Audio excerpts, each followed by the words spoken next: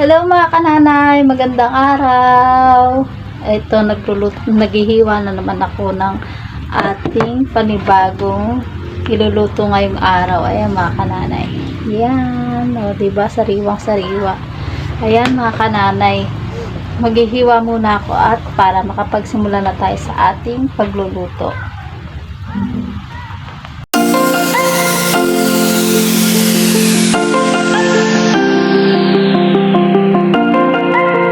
At para nga po sa mga mapapait magluto ng ampalaya dyan mga kananay, ayan, may solusyon tayo. Ayan, ilagyan lang natin ng asin at pipigayin muna natin itong ating ampalaya para matanggal yung pait. Ayan, ayan lang po mga kananay, pigain nyo lang po siya hanggang sa kumatas na siya para matanggal yung kanyang katas na pait.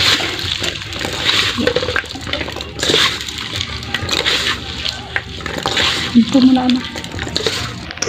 Ayan mga kananay, at pipigayin ko nga muna ito ng bonggang-bongga.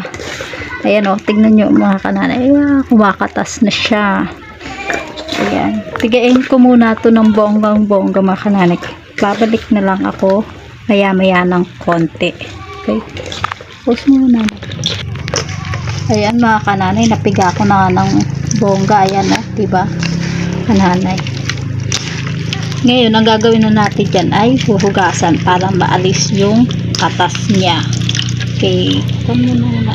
At mga kananay, nahugasan ko na ang ating ampalaya para mawala yung pait at katas niya. Yan, nalamas ko na yan at hinugasan. At ayan na nga mga ingredients mga kananay, ampalaya na piniga ko na para mawala yung pait. Ayan, syempre panggisa, bawang, sibuyas, kamatis at ang itlog. Ayan mga kananay, magsisimula na tayo sa ating pagluluto. Ayan mga kananay, nagpapainit na nga ako ng mantika sa aking kawali. At mainit na nga, kaya pwede nang ilagay ang ating bawang at sibuyas. Ayan, ang ating bawang. Tayo lang natin siyang mag-red ng konti. Lagay na nga rin natin ang sibuyas.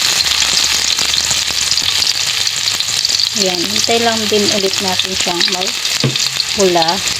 Ito yan, mapula na nga mga kananay, kaya pwede na rin natin ilagay ang ating pinigang ampalaya. Ayan mga kananay, at dahil napiga na natin yung ating ampalaya, madali na lang maluto yan, kaya tatakpan ko na lang muna. At mga kananay, lalagay ko na rin ang ating kamatis.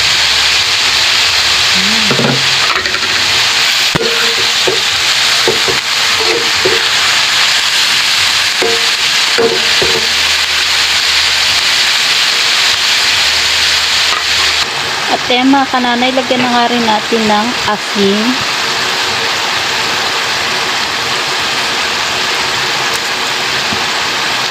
Tsaka magic sarap ang nagpapasarap sa ating bawat lutuin. So yan, hintayin lang natin maluto yung mga kananay.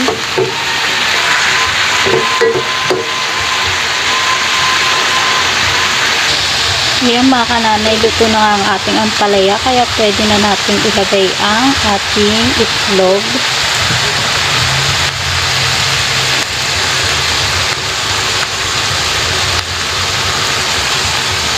Ayan, hintayin lang natin yung mga luto mga kananay at ready na ang ating ampalaya o ang ating ginisang ampalaya. Ayan. At ayan mga kananay, ready na ang ating ginisang ampalaya. O diba mga kananay, napakasarap. Ayan. At kung gusto nyo pa nga po ng mga ganitong klase ng video, huwag nyo pong kalilimutang mag-like and subscribe. Thank you for watching. Bye-bye!